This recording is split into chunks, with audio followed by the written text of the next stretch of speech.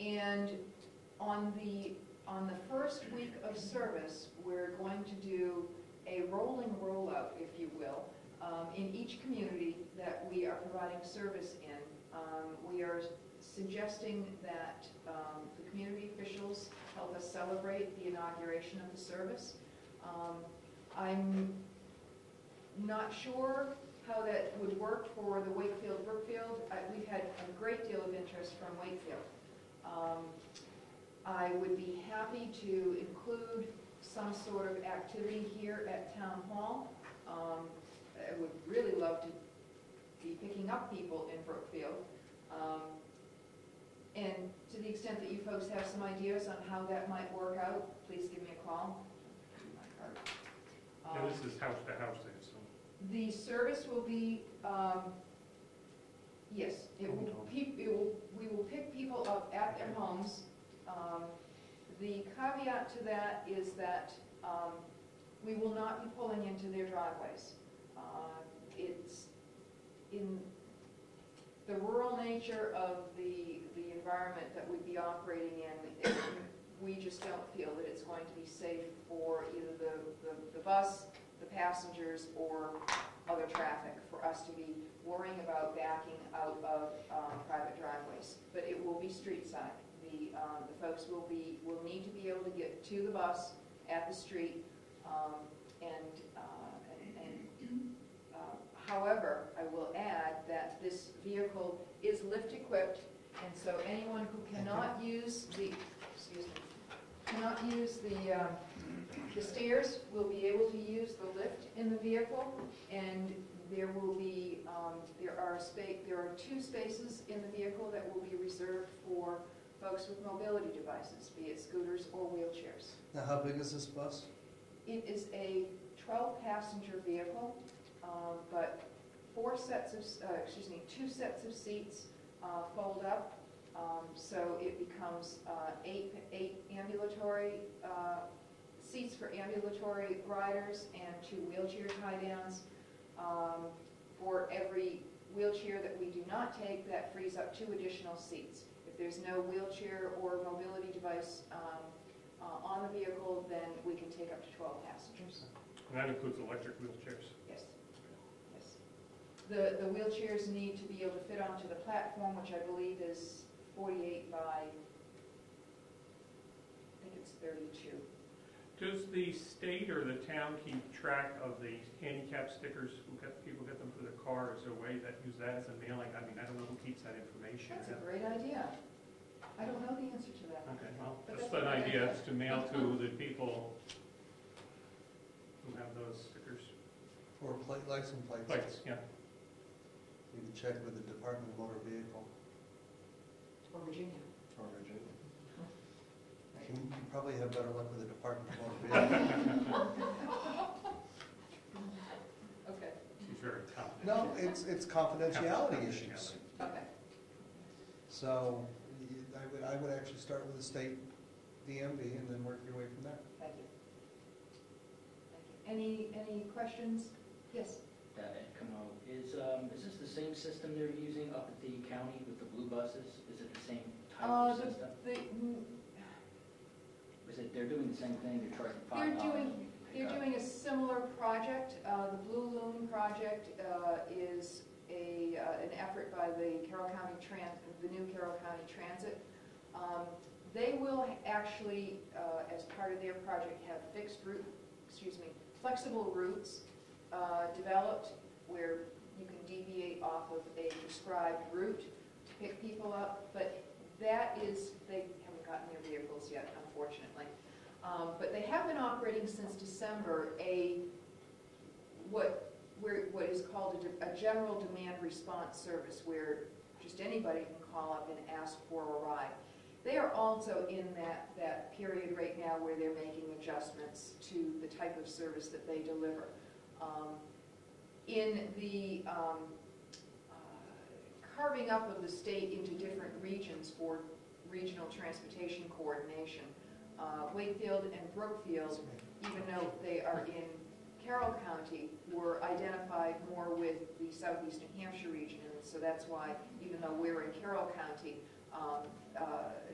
Coast and the regional collaborative that's overseeing the coordination of transportation in this region is doing a different program.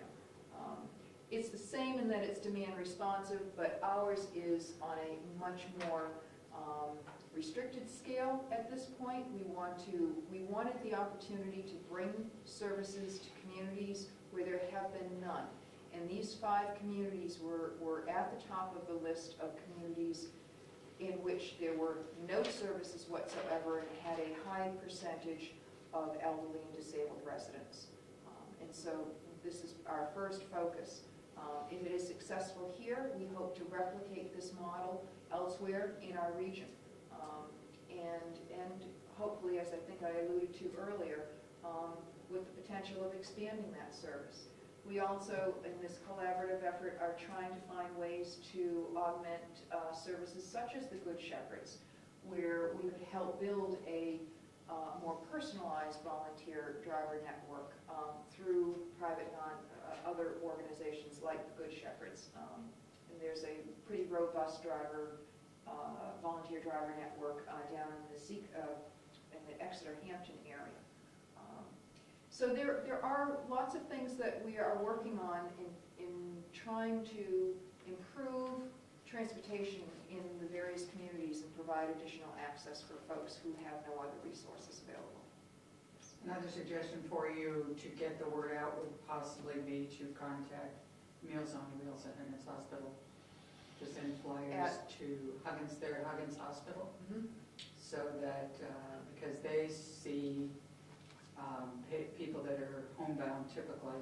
Right. In What about fact, DNA? 2 of our volunteers. Well, our patients typically don't get out as much, but certainly Meals on Wheels might be a good opportunity for them to do stuff. I believe both of our Wakefield volunteers are associated with that, yes. Yeah, but Wakefield's on a different program than we are. Yeah. Wakefield has their own program. We actually use, we are serviced through Huggins Hospital through Wolfboro. Okay. So there's actually 2, yeah. Okay. How about private roads? People that are, is that an issue? No. Mud season's an issue. Oh, That's why you're starting April 20th. Well, I was more concerned about snow. Yes. Yeah, I mentioned Carroll County because they were having problems, and I was wondering if you communicated with them at all, because they actually are sending out a survey out to the people. So apparently they had problems with picking people up with disabilities and trying to get them in the bus and out of the bus, and there was issues, and there were people that really, yeah, so if you, I'm going to be going to the commissioners meeting tomorrow up in the county. I can mention it, and maybe there can be some, communication between you, because they're, you're both working on the same thing. Well, Almost. yeah. In fact, I was with their manager a week and a half ago at a meeting, and he didn't happen to mention that. But I actually am on their mailing list and have been keeping apprised of, at least I thought that it was, of what was going on in terms of their issues. What they found is that, as I understand it, that their expectations for where people were and where they wanted to go were not what the reality was necessarily, and so they've had to make some adjustments. In our particular model, we know where we're going, and we know, generally speaking, where we're coming from. We're coming from the community, from people's homes, and bringing them to specific locations. So we don't have that sort of problem that they've run into. But nonetheless, there is, as with any new startup situation, where you don't have precise knowledge of where people are and where they want to go, you need to be flexible enough to make adjustments, and we're very willing to do that. Call it the learning curve. Yes. Martha? How much are you charging? It will be $2.50 each way, $5 round trip, and Coast will be producing a punch pass that has a value of $20 that people will be able to buy for $18, and you'll do that through the mail. so that folks who don't want to be handling the cash won't have to be bothered, and they'll save some money as well. Yes. I'm sure you'll be collecting a lot of data about who's using the service. When do you think you're coming back to tell us how well it's being used? Profile the data, for example. Well, no one from Brookfield goes. It's interesting to know that. If nobody from Brookfield rides in the first month or so, I'm going to be back here and hopefully talking about this again and asking you folks for ways in which we could identify people perhaps who either aren't unaware or perhaps even fearful of taking advantage of this. I understand how people might be reluctant to take advantage of this opportunity because it's something new. But I have to assure people this is not a 40-foot bus. This is I call it little. In transit parlance, it's little. It's I don't think it's more than 24 feet long, it is, as one of the folks said when it arrived, "Geez, Diane, it's cute." Well, it wasn't quite the word that I was expecting, but it's a very passenger-friendly vehicle, and so in addition, we have made it very clear to the folks who are going to be driving it, most of whom might even qualify for the age constraints for this service. So they're very aware of and have been educated as to the special needs for the elderly and the disabled.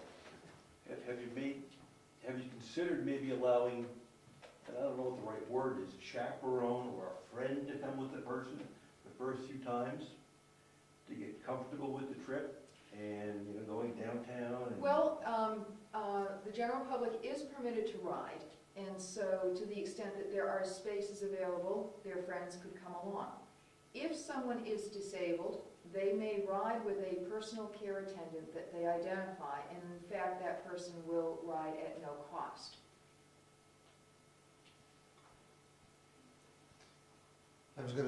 One of the things I was going to ask is there an age requirement? Is there a minimum age? Elderly is For elderly. defined loosely. Not by the color of your hair. No. Federal Transit Administration tells us that we must consider the elderly to be anyone over 65. We are considering the elderly in this case to be anyone over 60. And disability is, frankly, we will not ask people to certify their disability. As this program becomes so successful that there are long waiting lists for people to get on board, that may change. We may begin to tighten up on the eligibility certification, if you will. We may card people or request, as we do with the ADA Paratransit Service, Americans with Disabilities Act requires that any fixed route bus service have a complimentary paratransit service for people who can't get to or use the fixed route bus service. So Coast operates that service with a very stringent set of eligibility criteria. Now, I'm not suggesting that we will apply that stringent eligibility criteria to this particular project, but it might be something of that nature if we get so much success that we need to make sure that we're serving the elderly and the truly disabled. But at this point, essentially people will self-declare. How about somebody with Alzheimer's?